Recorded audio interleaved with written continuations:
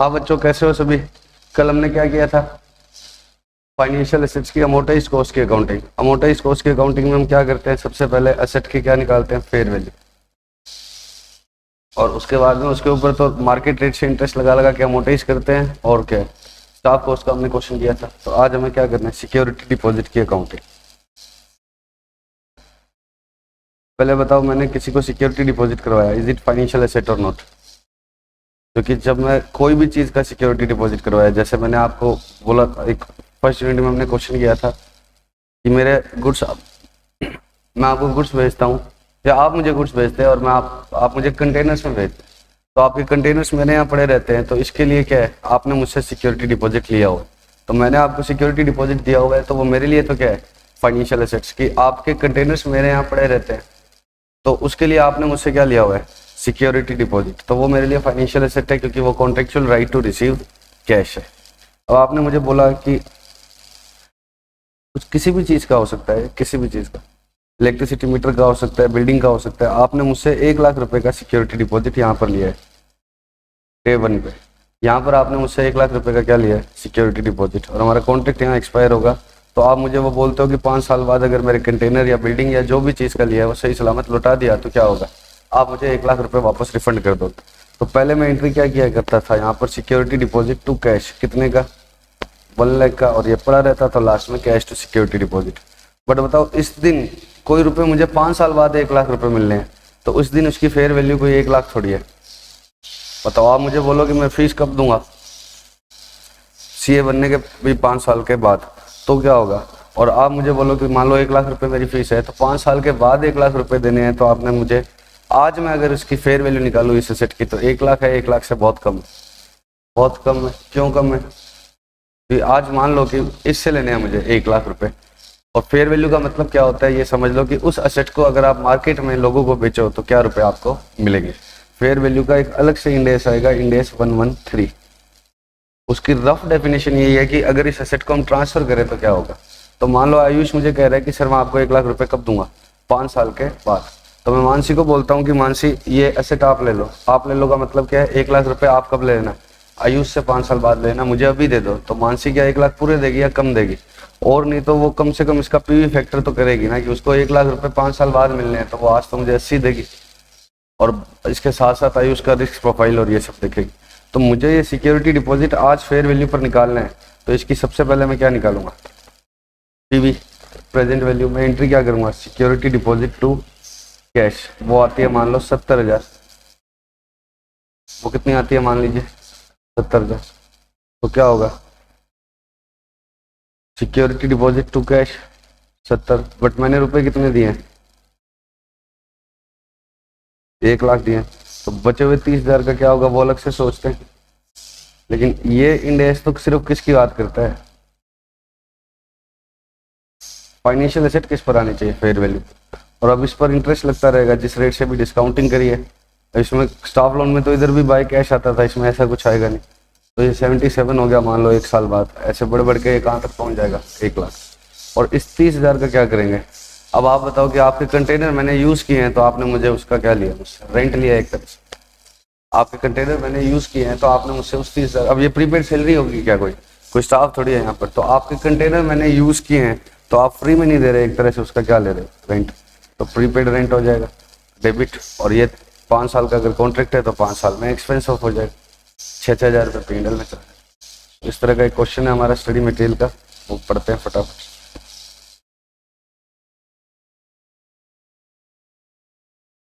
Illustration 25 second unit का 11.58।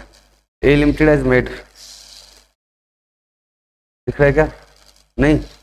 A Limited has made a security deposit whose details are described below. Make necessary journal entries for accounting of deposit in the first year and last year. सिर्फ कौन से साल की entry बता रहा है, first की और लास्ट की। Assume market rate for similar deposit is 12%.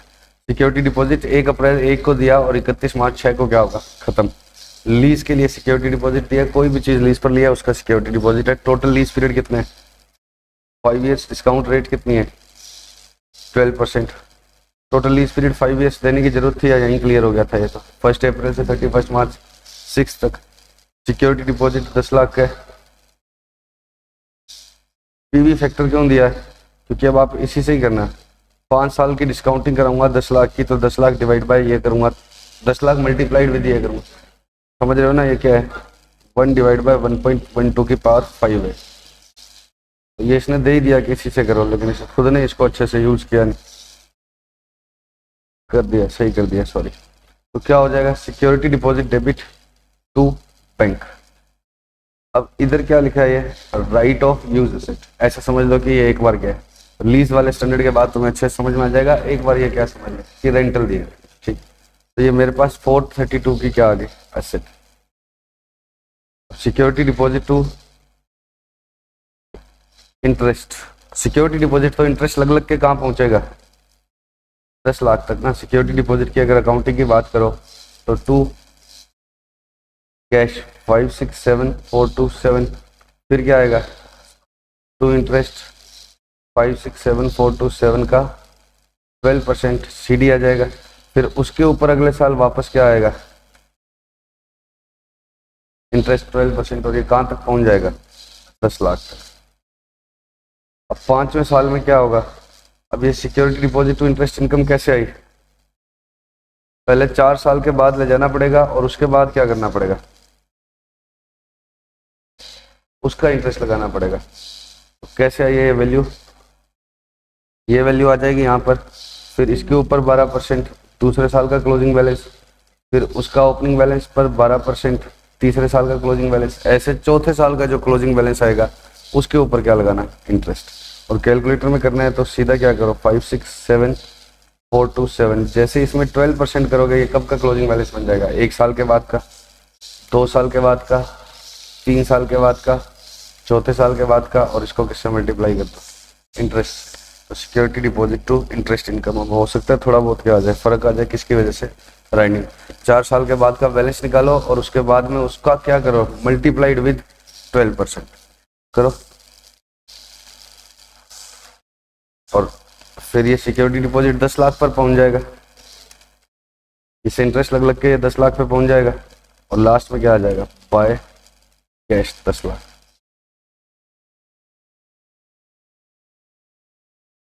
और ये आरयू एसेट पर डैप लगता रहेगा, ये अभी नहीं समझ में आएगा, ये 116 के बाद समझ में आएगा।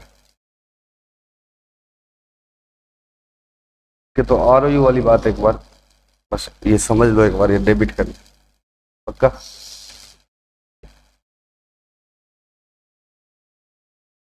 अब बच्चों फाइनेंशियल एसेट में ही हमें फिर से अमोर्टाइज्ड कॉस्ट का एक और क्वेश्चन करना है, जिसमें होल्डिंग कंपनी किसको रुपए दे रही है, सब्सिडरी को, और इंटरेस्ट फ्री दे रही है। जैसे इंटरेस्ट फ्री सिक्योरिटी डिपॉजिट हमने दिया था, तो वैसे होल्डिंग सब्सिडी को क्या दे रही है, इंटरेस्ट फ्री रुपए। होल्डिंग ने सब्सिडरी को, जैसे रिलायंस ने जियो की हेल्प करने के लिए जियो को कितने रुपए दे दिए, 10 लाख, और क्या बोल दिया 1 2 3 4 5 साल बाद पे कर दे। तो रिलायंस यहाँ पर पहले क्या एंट्री करती थी, आरआईएल ने अपनी सब्सिडी को दिया तो एंट्री क्या करती थी, लोन टू कैश कितने रुपए का, 10 लाख का, और बाद में कोई इंटरेस्ट इनकम बुक नहीं होती थी, और क्या एंट्री हो जाती थी, कैश टू लोन 10 लाख रुपए। अब ऐसा नहीं होगा, पहले हमें सबसे पहले किस पर लाना होता है, फेयर वैल्यू पर। तो फेयर वैल्यू पर लाने के लिए क्या करूँ मैं, लोन टू कैश, कैश बेशक 10 लाख है, लेकिन 10 लाख रुपए आप मुझे कब दो, 5 साल बाद दो, तो उसके आज की वैल्यू क्या आएगी, कम आएगी। कि आज मैं उसको, अगर किसी और को 10 लाख रुपए मैंने इसको दे दिए, अब मैं क्या बोलता हूँ, मानसी को बोलता हूँ कि तुम इससे 10 लाख लेते रहना, मुझे कुछ दे दो, तो मुझे क्या मिलेंगे, कम देगी ना मानसी, क्योंकि उसको बहुत लेट मिलने वाले। तो मानसी ने बोला कि 6 लाख, ये कैसे आएगी 10 लाख की प्रेजेंट वैल्यू, इसकी रिस्क प्रोफाइल को ध्यान में रखकर, सामने वाले की जिसको लोन दिया हुआ है। तो इंटरेस्ट रेट भी सबके लिए क्या होती है, अलग अलग होती है। आज बैंक के पास जाओगे, गवर्नमेंट एम्प्लॉय को इंटरेस्ट वो सस्ता दे देता है, चार्टर्ड अकाउंटेंट्स को उससे महंगा, बिजनेसमैन को थोड़ा और महंगा। क्यों, क्योंकि गवर्नमेंट एम्प्लॉय को सस्ता क्यों दे देता है, वहाँ के सिक्योरिटी ज़्यादा है। तो किसकी रिस्क प्रोफाइल को देखकर ये आएगी, जिसको लोन दिया गया है उसकी रिस्क प्रोफाइल को देखकर उसकी फेयर वैल्यू निकलेगी। तो वो हमें तो एग्जाम में तो खैर क्वेश्चन नहीं दे। अब डिफरेंस किसके लिए है, होल्डिंग कंपनी ने सब्सिडरी में और पैसे लगाए हैं, सीधी सी बात है, होल्डिंग सब्सिडरी को बनाना चाहती है, बचाना चाहती है, तो क्या एंट्री होगी, ये 4 लाख। 6 लाख का तो लोन में डेबिट करेंगे प्रेजेंट वैल्यू, और बाकी क्या करेंगे, होल्डिंग कंपनी ने सब्सिडरी में और इन्वेस्ट किया, 4 लाख रुपए का लॉस क्यों किया उसने? लॉस नहीं किया, वो सब्सिडी में और पैसे इन्वेस्ट कर रही है, कर ही सकती है ना। आज भाई अपनी सब्सिडी को बचाने के लिए होल्डिंग कुछ भी करेगी। आरआईएल जियो को बचाने के लिए क्या करेगा? पैसे लगाएगा। तो हम क्या करेंगे? पहले लोन की फेयर वैल्यू पर ले आएंगे और फिर लोन को तो आगे इंटरेस्ट लगा लगा के खत्म कर देंगे और इंटरेस्ट इनकम बुक होगा, और बाकी जो एक्स्ट्रा दिया है वो किस में चला जाएगा? इन्वेस्टमेंट। आपकी बुक में कॉम्प्रिहेंसिव है इलिस्ट्रेशन, उसका पहला क्वेश्चन निकालो। आपकी बुक में 5-6 यूनिट बनी हुई है ना, उसके बाद में लास्ट में क्या है? कॉम्प्रिहेंसिव इलिस्ट्रेशंस दे रखे हैं, तो उसके अंदर सबसे पहला क्वेश्चन कर रहे हैं। A limited issued redeemable preference share to a holding company. A limited ने इशू किए हैं किसके लिए? होल्डिंग के लिए। ए लिमिटेड के लिए क्या है? लाइबिलिटी। ए लिमिटेड ने तो रुपए लिए हैं होल्डिंग से, लेकिन अभी हम किसके पॉइंट ऑफ व्यू से बात कर रहे हैं? जेड के। क्यों? क्योंकि अभी हम क्या पढ़ रहे हैं? Financial asset. फाइनेंशियल लाइबिलिटी तो हम बाद में पढ़ेंगे। A limited issued redeemable preference share to a holding company Z limited. The terms of instruments have been summarised as below. Accounting of this in the books of Z limited. Repayment कब करना है? After 5 years. Date of allotment 1 April 1 और 31 मार्च 6। ये तो 5 year पता लग ही गया था, तो रीपेमेंट 6 ही आएगा। Total period 5 years. बताओ पागल हो गया? कितनी बार बताया? 5 साल। यहाँ पर इन दोनों के गैप से यहाँ 5.00, दिमाग खराब। Value of preference share issued कितने गए? 1 करोड़ है, 10 करोड़ है, 10 करोड़। डिविडेंड रेट कितनी है? 0.0001%। तो ये इंटरेस्ट फ्री हो गया। देखो अब डिविडेंड और या प्रेफरेंस से नहीं चलना, हमें तो क्या देखना है? नाम से नहीं जाना कि प्रेफरेंस है तो सर आप डिविडेंड क्यों बोल रहे हो या इंटरेस्ट क्यों बोल रहे हो। हमें किससे मतलब है? वापस क्या चुकाना है, उसके बाद हम क्लासीफाई करेंगे कि क्या है ये। ठीक है। Market rate of interest 12% per annum. PV factor ये दिया हुआ है। अब किसके हिसाब से करनी है अकाउंटिंग? जेड। बाद में यही क्वेश्चन हम किसके हिसाब से करेंगे? ए लिमिटेड क्या करेगी? उसके लिए है फाइनेंशियल लाइबिलिटी। अभी तो हम किसकी बात कर रहे हैं? फाइनेंशियल एसेट की। तो ए लिमिटेड ने प्रेफरेंस शेयर इशू किए।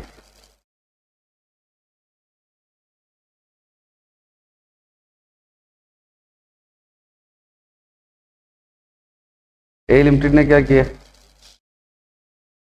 प्रेफरेंस शेयर्स इशू किए। तो रुपए तो किसने दिए? जेड ने। और जेड के लिए तो क्या है? Financial asset. अब जेड ने इंटरेस्ट फ्री लोन दिया है एक तरह से। सर इंटरेस्ट फ्री कहाँ है? या डिविडेंड दिया तो है, या डिविडेंड फ्री है? यस डिविडेंड फ्री है। बताओ कि ये क्यों नॉमिनल सा तो है। मैं आपको बोलूं कि 10 लाख रुपए आप मुझसे 1% पर ले लो, तब भी चलो ठीक लगता है कि मैंने आपसे क्या लिया है? इंटरेस्ट लिया है। अब मैं आपको बोलूं कि 0.1 पर ले लो, तब भी बोल लो कि सर ने इंटरेस्ट लिया है, हालांकि बहुत कम लिया है। फिर मैं कहूँगी 0.01 दे दो, 100 रुपये का साल का कितना ब्याज दे दो? 0.01। फिर मैं आपको बोलूँ नहीं 0.001, इतना भी नहीं है, इतना इंटरेस्ट है। तो ये तो क्या है? फालतू की बकवास है। ये तो ऐसे दिखाने का इंटरेस्ट है, ये कोई इंटरेस्ट थोड़ी है, ये डिविडेंड थोड़ी है। तो वो 100 रुपये का साल भर का कितना बनेगा? इतना। अब कोई मुझसे बहस करता है कि 10 करोड़ पर तो सर ये ठीक ठाक बन जाएगा। अरे 100 रुपये पर जितना है वो 10 करोड़ पर भी क्या है? इन रिलेशन टू 10 करोड़ वो ठीक है, कोई 10,000 अमाउंट आ जाएगी, लेकिन 10 करोड़ का 10,000 रुपये का क्या इंटरेस्ट? कितनी आती है अमाउंट निकालना? 10 करोड़ इंटू 0.0001%।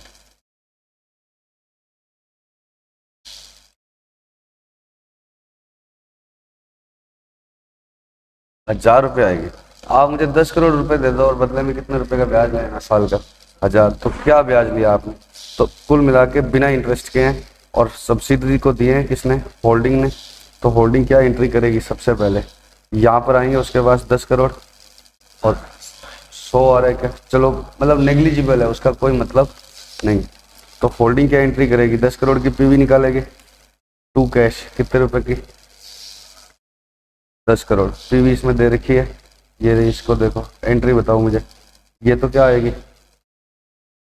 Loan receivable. कितना? हम ये मानेंगे 56,742,686 का लोन दिया हमने at the rate of 12%। To cash कितना दिया है? 10 करोड़। तो डिफरेंस आ जाएगा ये, और ये क्या बोलूँगा कि सब्सिडी को फोकट के दिए हैं, तो इन्वेस्टमेंट किया है सब्सिडी में कितना? 43257,314। ठीक है, जितने रुपए दिए हैं वो तो क्या हो जाएगा, टू कैश हो जाएगा। और हम मानेंगे कि फेयर वैल्यू पर चलता तो मैं सब्सिडरी को इतने रुपए का ही लोन देता।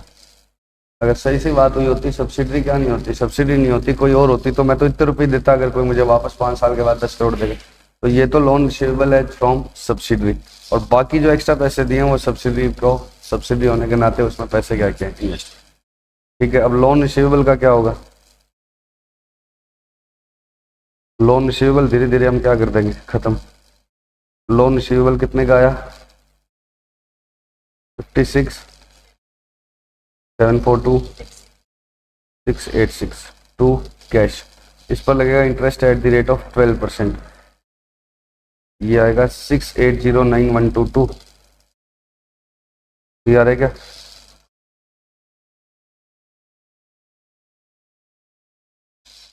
फिर इसका आ जाएगा बैलेंस शीट, नहीं आ रहा क्या है, 63551,808। जैसे उसमें सिक्योरिटी डिपॉजिट आगे बढ़ाया था वैसे ही ये बढ़ जाएगा। PD 6355808, फिर इस पर इंटरेस्ट लगेगा 12%, फिर CD आ जाएगा, ऐसे करके कहाँ तक पहुंच जाएगा, 10 करोड़। ठीक है, ये अब क्या पूछा था, अकाउंट फॉर दिन in this in the books of Z Limited. Account for का मतलब तो फिर सारी एंट्री करनी पड़ेगी। Investment, loan receivable to bank. Investment का मतलब हमने उसको और इक्विटी दी है, उसके लिए कैपिटल है और मेरे लिए क्या है, इन्वेस्ट। ठीक है, अब लोन रिसीवेबल टू इंटरेस्ट, अगले साल का इंटरेस्ट किस पर आएगा, क्लोजिंग बैलेंस पे, तो इसलिए इन्होंने पहले ये टेबल बना ली। ओपनिंग बैलेंस, इसका 12%, ये कौन सी फिगर आ गई, इन दोनों को ऐड करना पड़ेगा तो ये आ जाएगा। और अगले साल क्या होएगा, इसके ऊपर इंटरेस्ट, फिर ये क्लोजिंग बैलेंस, ऐसे करके आ जाएगा। तो इंटरेस्ट की अमाउंट निकालनी पड़ेगी ना हर साल की इंटरेस्ट के लिए, इसलिए इन्होंने पहले से टेबल बना के तैयार कर ली। हाँ, लाइबिलिटी के अलग से क्वेश्चन करेंगे हम। तो ये ओपनिंग बैलेंस है, इस पर क्या आता है, क्या इंटरेस्ट आता है। ये इंटरेस्ट की इनकम समझ रहे हो ना कहाँ पर आ रही है, लास्ट में लोन रिसीवेबल कितने तक पहुंच जाएगा, 10 करोड़ पर, तो बैंक टू लोन रिसीवेबल। ठीक है, डेट लिख देना, उसने डेट का कॉलम ना बना के क्या कर दिया, ऊपर ही लिख दिया, और ये पता नहीं क्या बेवकूफ़ी की है, 365। चलो आगे, श्योर। अभी इतने को हम क्या करते हैं, कंट्रोल में लाते हैं।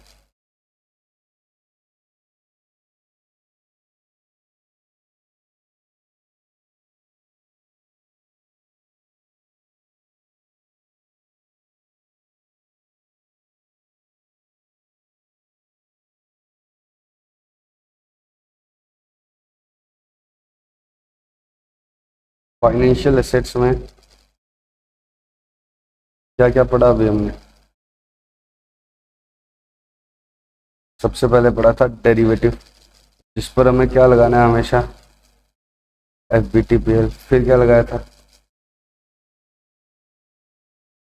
Equity instrument, trading other than trading, इस पर क्या था, FVTPL ऑलवेज, और इस पर क्या था, FVTPL और OCI, बट OCI से PL में नहीं जाना। फिर हमने अदर एसेट्स, अब अदर एसेट्स पर तीनों हो सकती है, लेकिन हम सीख सिर्फ कौन सी रहे हैं अभी तक, अमोर्टाइज्ड कॉस्ट ही सीख रहे हैं। सीख सिर्फ कौन सी रहे हैं, अमोर्टाइज्ड कॉस्ट। और अमोर्टाइज्ड कॉस्ट कहीं आएंगे, और कब अमोर्टाइज्ड कॉस्ट लगनी चाहिए, कब PL लगना चाहिए, कब OCI लगना चाहिए, ये भी मुझे अभी आपको समझाना बाकी। ठीक है, लेकिन अमोर्टाइज्ड कॉस्ट में अगर हमने बात करी है तो अभी तक अदर एसेट्स में अमोर्टाइज्ड कॉस्ट के हमने 3 क्वेश्चन कर लिए हैं। वो कौन कौन से, पहला किया था हमने स्टाफ लोन का, दूसरा आज की क्लास में किया है वो सिक्योरिटी डिपॉजिट का, और तीसरा क्या किया, loan by holding to subsidy. सभी केसेस में सबसे पहले कॉन्ट्रेक्चुअल कैश फ्लो को क्या निकालो, PV, वो तो फेयर वैल्यू ऑफ एसेट आ जाएगी, उस पर रिकॉर्ड करो। अब डिफरेंस जो आता है, जो हमने एक्स्ट्रा दिया होता है, स्टाफ लोन के केस में हम क्या बोलते हैं, प्रीपेड सैलरी, इसको ROU एसेट मानते हैं, ये हम लीज वाले स्टैंडर्ड के बाद समझ लेंगे। ठीक है, एक बार प्रीपेड रेंट मान लो भले, और इसको हम क्या मानते हैं, इन्वेस्टमेंट इन सब्सिडी। पक्का। अब हम एक नॉर्मल एग्जांपल लेंगे जिसमें मैं अदर एसेट्स की तीनों अकाउंटिंग आपको समझाऊंगा और फिर उसके बाद आपको क्या समझाऊंगा कि कब कौन सी लगनी चाहिए। मैंने मार्केट से एक डिबेंचर खरीदा किसी कंपनी का, मार्केट से किसी कंपनी का क्या खरीदा, डिबेंचर। किस रेट से खरीदा, 1200 रुपये का खरीदा, जिसकी फेस वैल्यू कितनी थी, 1000 रुपये। 1200 रुपये का खरीदा जिसकी फेस वैल्यू कितनी थी, 1000 रुपये। और इंटरेस्ट वो कितना दिलाता है मुझे, 10% पर एनम। और उसका मेच्योरिटी में कितना पीरियड बाकी है, 3 साल। उसका मेच्योरिटी में कितना पीरियड बाकी है, 3 साल। तो अगले साल कितना इंटरेस्ट आएगा, 100 और वो रिडीम होगा 1100 रुपये। रिडीम वापस कितने पर होगा, 1100 रुपये पर। इसके अलावा बच्चों जब मैंने खरीदा तो ट्रांजैक्शन कॉस्ट भी लग गई कितने की, 1%। ब्रोकरेज लग गई कितने परसेंट, 1%। अब आप मेरे को इसकी मुझे अकाउंटिंग आपको तीनों ही तरीके से सिखानी है, FVTPL, FVOCI और अमोर्टाइज्ड कॉस्ट। ठीक है, इस तरह के केस की अकाउंटिंग। ठीक। अब मैंने मार्केट से खरीदा है, मैंने तो कहाँ से खरीदा है, मार्केट से। तो मार्केट से खरीदा है तो पक्का किस पर ही खरीदा होगा, फेयर वैल्यू पे। स्टाफ लोन है वो ठीक है, वो भी फाइनेंशियल एसेट थी और ये भी क्या है, फाइनेंशियल एसेट की। डिबेंचर भी क्या है, contractual right to receive cash. लेकिन उसमें फेयर वैल्यू खुद निकालनी पड़ती थी। क्यों निकालनी पड़ती थी, स्टाफ लोन है कोई बाजार से खरीदी हुई फाइनेंशियल एसेट है, हमने खुद ने जनरेट की है। मैंने स्टाफ लोन दिया है तो वहीं पे जनरेट की है, तो फेयर वैल्यू हम निकालते थे कैसे, डिस्काउंटिंग करके। यहाँ तो मार्केट से खरीदा है तो मार्केट से तो मिलता ही किस पर है, फेयर वैल्यू पे। फेयर वैल्यू पे भाई 1200 का क्यों चल रहा होगा, कोई वजह होगी, इसलिए फेयर वैल्यू पे चल रहा है। तो मैं एंट्री क्या करूँगा, फाइनेंशियल एसेट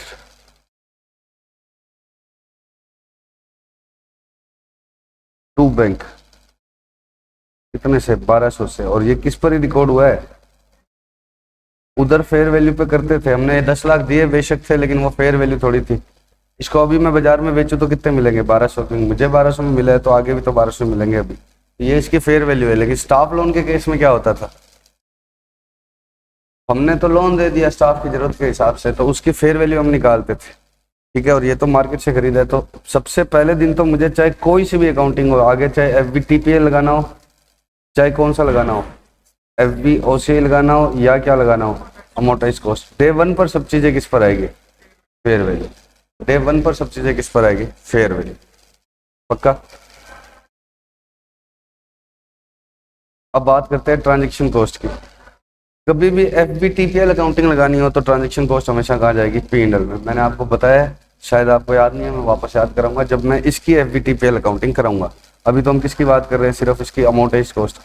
तो अमोर्टाइज्ड कॉस्ट में ये P&L में नहीं जाएगी ट्रांजैक्शन कॉस्ट। ये किसका पार्ट बन जाएगी, इसका इन्वेस्टमेंट। तो टू कैश कितने रुपए लगे, 1200 का 1%, कितने रुपए लग गए, 12 रुपये। 1200 का 1% कितने रुपए लग गए, 12 रुपये। तो ये 1212 हो गया। अब अमोर्टाइज कॉस्ट अकाउंटिंग सीखनी है तो ट्रांजैक्शन कॉस्ट ये लग गई थी 12 रुपीज़, ब्रोकरेज वगैरह ये भी इसका पार्ट हो गया। अब ये डिबेंचर मुझे कितने रुपए वापस दिलवाएगा, 100 और लास्ट में 1100 प्रिंसिपल का और 100 रुपये इंटरेस्ट का है। रिडम्पशन प्रीमियम पर है एक तरह से। ठीक है, तो ये 1100 रुपये तो किसके हैं, प्रिंसिपल के, और तीसरे साल का भी तो इंटरेस्ट आएगा। तो मुझे क्या निकालनी पड़ेगी, 100 प्लस 1100। अभी मैं अकाउंटिंग तो समझाता हूँ, पहले आप 100 और 1100 किस रेट से क्या बन जाएंगे। मुझे आएंगे 100 1100 और लगे कितने मेरे एक बार, 1212। तो 100 और 1100 प्लस 100 किस रेट से क्या बन जाएंगे, 1212। इसके लिए मुझे पहले क्या निकालनी पड़ेगी, EIR, इफेक्टिव इंटरेस्ट रेट, जिसको आप SFM में क्या बोलते हो, IRR। एक लोअर रेट पर लेकर एक हायर रेट पर लेकर, तो वो निकालो। अभी मैं वीडियो पॉज करके निकाल लूँ, आपका टाइम वेस्ट ना हो। देखो बच्चों, मुझे क्या निकालना था कि किस रेट से ये मेरे आने वाले रुपए, कौन से रुपए आएंगे मेरे को उस डिबेंचर से, 100 प्लस 1100 लास्ट में जो आएगा वो कितने बन जाएंगे, 1212, क्योंकि मेरे रुपए लगे कितने हैं, 1212। तो मैं देखना चाहता हूँ कि इसमें इफेक्टिव इंटरेस्ट रेट मुझे क्या मिल रही है। तो मैंने देखा 10%, इसके मैंने 2 रैंडम रेट्स पर डिस्काउंट किया। मुझे चाहिए क्या, किस रेट से क्या बन जाता है, 1212। अगर 1212 बन जाता है तो डिबेंचर मुझे उसी रेट का पड़ रहा है। ठीक है, बोलने में भले ही आप कुछ भी बोलते रहो, लेकिन डिबेंचर मुझे कितने का पड़ रहा है, उस रेट की रिटर्न दिलाएगा। भले ही आपकी फेस वैल्यू पर 10% है, आप मुझसे रिटर्न कितने पर दे रहे हो, 10% तो किस पर देते हो, फेस वैल्यू पर। लेकिन मेरे रुपए कोई 1000 थोड़ी लगे हैं, मेरे रुपए तो 1201 लग गए, 1201 लग गए। तो मैं देखना चाहता हूँ कि इफेक्टिवली मुझे इसमें क्या रिटर्न आई। मेरे 1000 रुपये लगते और 100 रुपये का इंटरेस्ट मिलता, तब मैं क्या बोलता कि 10% ही रिटर्न आई है। बट मेरे तो रुपए कितने लगे, 1200। तो पक्का है कि 1200 पर आप किसका रुपए मुझसे कितने ले रहे हो, 1200, और इंटरेस्ट कित पर दे रहे हो, केवल 1000 पर। तो मेरी रिटर्न तो इसमें क्या है, कम है। तो वो कितनी कम है वो मैं देखना चाहता हूँ। तो उसके लिए मैंने 2 रैंडम रेट्स पर पीवी निकाली। आप एसएफए में आईआरआर निकालते थे या इंटरमीडिएट में भी आपने एफए किया है, सेम वैसे ही है, 1075 और 1222। अब पहले मैंने देखा कि मैं 5% पर क्या पीवी बनी, 1222। पहले मैंने 5% निकाली मान लो, तो 5% पर बनी 1222, और मुझे चाहिए कितनी थी, 1212। तो मुझे पीवी को डिक्लाइन करवाना था, तो रेट बढ़ानी पड़ेगी, ये तो पक्का हो गया था कि 5% पे अगर 1222 आ रही है तो पीवी डिक्लाइन करवानी है, तो मुझे रेट क्या करनी पड़ती है, बढ़ानी पड़ती है। तो मैंने हवा में ही कितने पर ले ली, 10 पर ले ली। तो मैंने 5% और रेट बढ़ाई, मैंने रेट कितनी और बढ़ाई, 5%। तो पीवी कितनी डिक्लाइन होगी, इन दोनों का डिफरेंस। तो मैं बोलता हूं कि if rate is increase by 5%, ये कौन सा 5% है, 10 minus 5। If rate is increase by 5%, तो PV declines by this much. If rate is increase by 1%, किसके अंदर, 5% में। पहले मैंने देखा 5% पे कितना आ रहा है, 1222। 5% पर कितना आ रहा है, 1222। तो मुझे ये क्लियर हो गया कि मुझे क्या करना पड़ेगा, रेट थोड़ी बढ़ानी पड़ेगी, क्योंकि मेरी डिजायर्ड वैल्यू कितनी है, 1212। तो मैंने देखा 5% पे 1222 आ रहा है, तो rate, if rate is increase by 5% in 5%, 5% में 5% और बढ़ाया, तो PV declines by this much. If rate is increase by 1%, then PV will decline by this much. और माई डिजायर डिक्लाइन, अगर 1% रेट बढ़ा दी ना मैंने, 5% में अगर 1% रेट बढ़ा दी, तो पीवी इतने रुपए क्या हो जाएगी, डिक्लाइन हो जाएगी। और मेरी डिजायर डिक्लाइन कितनी थी, ये वाली। तो कितने परसेंट रेट बढ़ाऊं, इतनी रेट बढ़ाऊं किसके अंदर, 5% में ये रेट बढ़ाऊं। तो ये मेरा फॉर्मूला बनेगा, अब आप देख लेना। ऊपर क्या आ रहा है, difference in PVs at both rates. नीचे क्या आ रहा है, डिफरेंस ऑफ रेट्स। और इधर क्या आ रहा है, 1222 क्या था, lower rate PV minus desire value 1212, लिख लेना। ठीक है, कितना आ गया, इसको सोल्व करेंगे, इस पूरे को कितना आएगा, 5.34, 5.33 या 34 आ रहा है, अलग अलग आ रहा है। ठीक है, 5.3। अब सुनो, तो 5.34। तो अब बोलने को देखो कैसे कब बेवकूफ बना रहे हैं कंपनी वाले, कि हम 10% रेट का डिवेंचर इशू कर रहे हैं। मान लो मैंने डायरेक्ट कंपनी से खरीदा हो, तो क्या होगा, कंपनी बोलती है 10% इंटरेस्ट रेट देंगे। किस पर देते हैं इंटरेस्ट, तो फेस वैल्यू पर। जबकि ले कितने लेते हैं, अगर मान लो प्रीमियम पर इशू किया है, तो उन्होंने तो रुपए कितने ले लिए, 1200। तो अब तुम मुझसे रुपए ले जाओ 1200, और इंटरेस्ट किस पर दो, 1000 पर। तो फिर कहाँ मुझे 10% पड़ रहा है, मेरे को तो 1200 के ऊपर कितने रुपए आते हैं, 100 रुपये आते हैं। तो ये मुझे 10% थोड़ी पड़ रहा है। और 1200 के खरीदने के लिए मुझे ट्रांजेक्शन कॉस्ट और लग गई, तो मेरे को ये इफेक्टिवली 10% से सस्ता पड़ा है। तो इसलिए मैंने इसकी क्या निकाली है, इफेक्टिव इंटरेस्ट रेट। एफआर में बिल्कुल ये क्या है, साउंड प्रिंसिपल पर चलते हैं कि कोई 10 नहीं है आपकी रेट, आप बोल रहे हो भले फेस वैल्यू पर 10 देने से क्या होता है, आपका इनिशियल इन्वेस्टमेंट कितना है, 1212, और आपको मिलेगा कितना, 100 प्लस 1100, यहाँ पर भी थोड़ा ज़्यादा भी मिलेगा। तो इस सारे में क्या है, 100 वापस क्या मिलेगा भाई, 1200 लिए, वापस कितने दिए, 1100। भाई कंपनी ने नहीं इशू किया, मार्केट से भी खरीदा, तो लगा कितना, 1200, तो 1100, तो 100 तो ये भी कम मिल रहे हैं। तो रिटर्न तो उस वजह से भी क्या हो रही है, कम। ये जरूरी नहीं है ये कितना हो सकता है, 1300 भी हो सकता है, मार्केट से मैंने कितने में खरीदा हो सकता है, 900, वो कुछ भी हो सकता है। जरूरी नहीं है रिटर्न कम आओ, लेकिन रिटर्न कम या ज़्यादा कुछ भी हो सकती है, रिटर्न कम या ज़्यादा कुछ भी हो सकती है, ठीक है।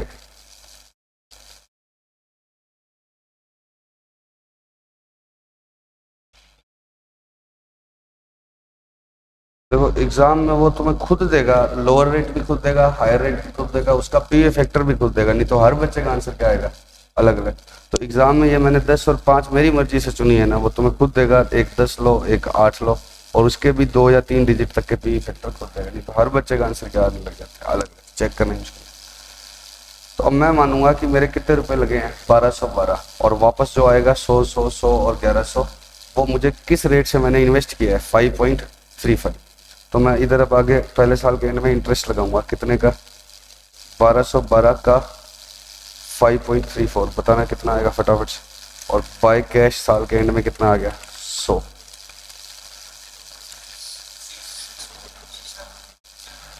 64.7 बाय सी डी कितना रह गया बताना, 1212 प्लस 5.34% माइनस 100, 1176.72। नेक्स्ट ईयर का बताओ, 1176.72 पर मैं इंटरेस्ट कितना आएगा, 62.83, बाय कैश कितना आ गया, 100,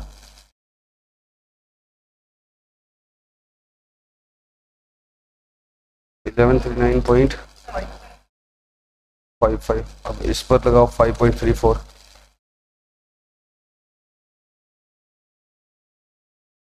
टोटल करना है इन दोनों का,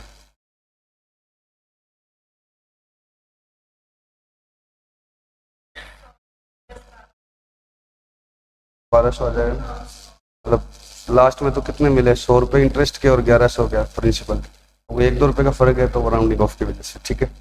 ये है अमोर्टाइज्ड कॉस्ट अकाउंटिंग। अगर आपने बाजार से डिवेंचर खरीदा है तो पुराने समय में आप क्या करते थे, डिवेंचर टू कैश, और फिर इंटरेस्ट जैसे वो 100 रुपये आता था तो उतनी इनकम बुक करते थे। अब ऐसे नहीं करना। पहले बताओ मुझे 1200 रुपये का क्यों पड़ा, मार्केट में महंगा चल रहा था, तो डे 1 पर कोई भी फाइनेंशियल एसेट, कोई सी भी अकाउंटिंग को किस पर लगानी आती। अभी वाली जो फाइनेंशियल एसेट थी वो इजी थी, स्टाफ लोन वगैरह। क्यों इजी थी, क्योंकि उसमें फिक्स्ड इंटरेस्ट रेट नहीं था, हम तो खुद ही निकाल के मार्केट रेट्स। लेकिन यहाँ इंटरेस्ट रेट ये बोल रहे हैं कि कितने हैं, 10% है। तो मैं यही देख रहा हूँ कि किसी को मैं कितने, कोई मुझे वापस कितने रुपए दे, 100 और लास्ट में 100 प्लस 1100, और शुरू में वो मेरे कितने ले जाए, 1200, और 12 रुपये मुझे उस एसेट को जनरेट करने के भी लग जाए, तो ट्रांजेक्शन कॉस्ट किसका पार्ट होती है, एसेट की वैल्यू का ही, किसके अंदर, अमोर्टाइज्ड कॉस्ट अकाउंटिंग में। फेयर वैल्यू जब अकाउंटिंग करूंगा तो अलग बात बोलूंगा। तो 1200 रुपये मेरे पहले लगे, 12 रुपये और लग गए, तो मेरे लग गए 1212, और वापस मुझे क्या मिल रहा है, 100। तो ये किस रेट से क्या बनते हैं, 1212 बनते हैं। तो ये जो वापस रिटर्न आ रही है, इसकी रेट निकाली मैंने 5.33। तो क्या बोल रहे हो आप कि 100 रुपये 10% रिटर्न है, काहे की 10% रिटर्न है, आपको सिर्फ कितनी रिटर्न है, 5.34। ये कम क्यों होगी, क्योंकि आपको इंटरेस्ट मिल रहा है सिर्फ 1000 पर, जबकि आपके लग कितने रहे हैं, 1200 प्लस 12, और वो 1200 का भी वापस, 1212 का भी वापस कितना मिल रहा है, सिर्फ 1100 मिल रहा है लास्ट में। तो इस वजह से रिटर्न क्या होगी, कम।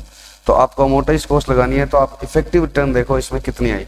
तो इफेक्टिव रिटर्न आपको आई ये पहले साल, और कैश आ गया इतना, ये बच गया, ऐसे करके इसको खत्म कर। श्योर, ये तो है अमोर्टाइज्ड कॉस्ट अकाउंटिंग। अगर इसी डिवेंचर पर मुझे क्या लगाना होता है, FVTPL, तब मैं क्या करता, FVTPL लगाना होता तो मैं कितने रुपए करता इसी डिवेंचर पर। कब क्या लगाना होगा वो हम कल की क्लास में देखेंगे। टू कैश कितना करता मैं,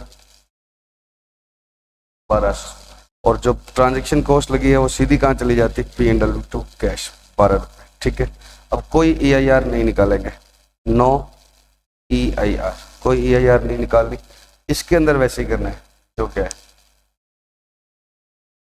टू इंटरेस्ट कितना आ गया, 100 रुपये, बाय कैश वापस कितना आ गया, 100 रुपये। इसमें कोई EIR नहीं निकालनी, जैसे आप पुराना करते थे, ठीक है।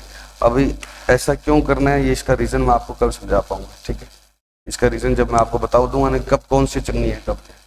और तीसरा क्या है, OCI, वो क्या करता है, दोनों का कॉम्बिनेशन लेकर चलता है। वो ट्रांजेक्शन कॉस्ट का किसका पार्ट बनवाएगा, डिबेंचर का ही। टू कैश कितने का आ गया 1200, टू कैश कितना आ गया 12। इंटरेस्ट भी वही आएगा EIR की रेट से 64.72।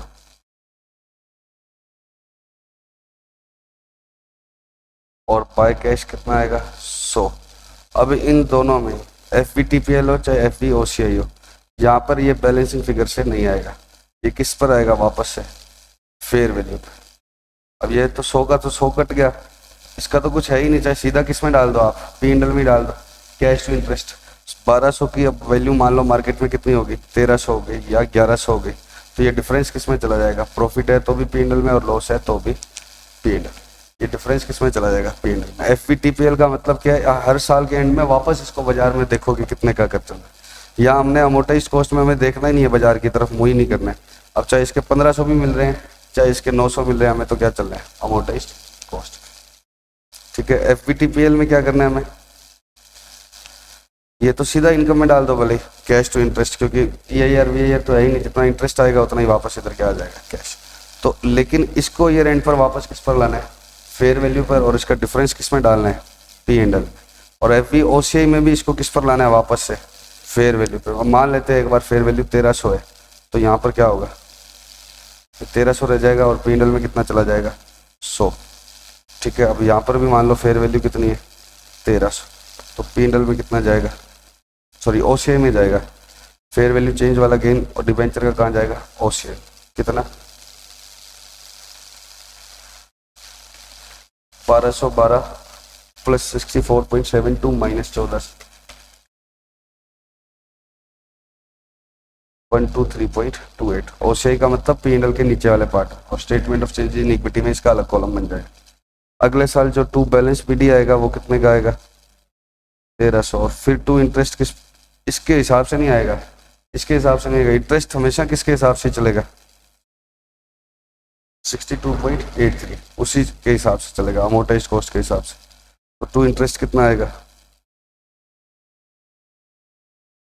1300, 62.83 आएगा, बाय कैश कितना आ जाएगा 100।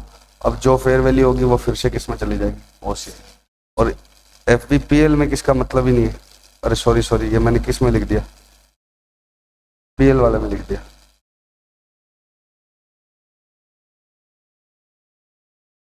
यहाँ पर था 1300, उसमें इंटरेस्ट लगेगा किसके हिसाब से जो पहले डे 1 पर निकाल लिए थे। ठीक है, 62.83 था क्या, बाय कैश कितने का आएगा 100। और फिर से क्या निकालूंगा फेयर वैल्यू डिफरेंस किस में चला जाएगा OCI। तो अब मैं अगर तीनों, अभी आपको रीजन जब तक समझ में नहीं आएंगे कि अकाउंटिंग की वजह क्या है, कब कौन सी लगानी है ये, तो कल वापस से इसका एक और क्वेश्चन करूंगा और इसका कब कौन सी लगानी है ये भी बताऊंगा, तब तुम्हें समझ में आएगा। एक बार मोटा मोटी बताओ। सबसे पहले अमोटाइज कॉस्ट निकालने के लिए आपको क्या निकालना होगा, जो कैश फ्लो वापस आने वो उनकी PV मार्केट रेट से निकालनी है क्या, नहीं, क्योंकि हमने स्टाफ लोन में हम क्या कर रहे थे मार्केट रेट से, क्योंकि हमें इस दिन की फेयर वैल्यू पता ही नहीं होती थी एसेट की। लेकिन यहाँ तो हमने मार्केट से फाइनेंशियल एसेट खरीदी है, तो पक्का किस पे खरीदी है फेयर वैल्यू। तो जो ये कैश फ्लो वापस आने हैं वो किस पर आएंगे, वो किस रेट से आपका इनिशियल इन्वेस्टमेंट बन जाएंगे 1200 प्लस 12। तो उस रेट से क्या चलाना है अपने को, इंटरेस्ट लगा लगा के आगे बढ़ा के अमोटाइज कॉस्ट में किस रेट से आने वाले 100 प्लस 1100 क्या बन जाएंगे 1200। ये इंटरेस्ट लगाया ये चलता गया। अब यहाँ पर फेयर वैल्यू कुछ भी हो मुझे नहीं देखना है। FVTPL में क्या करना है आपको, EIR चाहिए ही नहीं, 100 रुपये का इंटरेस्ट लगाया वापस आ गया, और फेयर वैल्यू पर लाओ डिफरेंस कहाँ डाल दो P&L। FVOCI में आपको EIR भी चाहिए और वो चाहिएंगे, ये तो अमोटाइज कॉस्ट बना रखा था, अगर अमोटाइज कॉस्ट ना भी बनाया होता तो भी क्या होता, ये वाले इंटरेस्ट पहले तीनों आपको वर्किंग नोट में बनाकर कंप्यूट करने पड़ते, और डिफरेंस जो फेयर वैल्यू पर भी लाएंगे। और अगला इंटरेस्ट 1300 पर नहीं आएगा, बस ये ध्यान रखें, अगला इंटरेस्ट उसी ओरिजिनल EIR के हिसाब से चलेगा, और डिफरेंस किस में चला जाएगा OCI में। ठीक है, अब कल इनका मैं आपको क्या बताऊंगा रीजन, और कब कौन सी अकाउंटिंग लगानी है, तब आपको क्लैरिटी आ जाएगी। एक बार तो मैंने आपको बता दिया कि अकाउंटिंग है क्या, क्यों है, और कब कौन सी लगानी है, वो आपके कल के, और कल के बाद आपको बिल्कुल ये लगेगा भी कि यही अकाउंटिंग होनी चाहिए OCI में, PL में भी यही होनी चाहिए, और किस में अमोटाइज कॉस्ट में भी यही अकाउंटिंग। तो बाकी कल करें।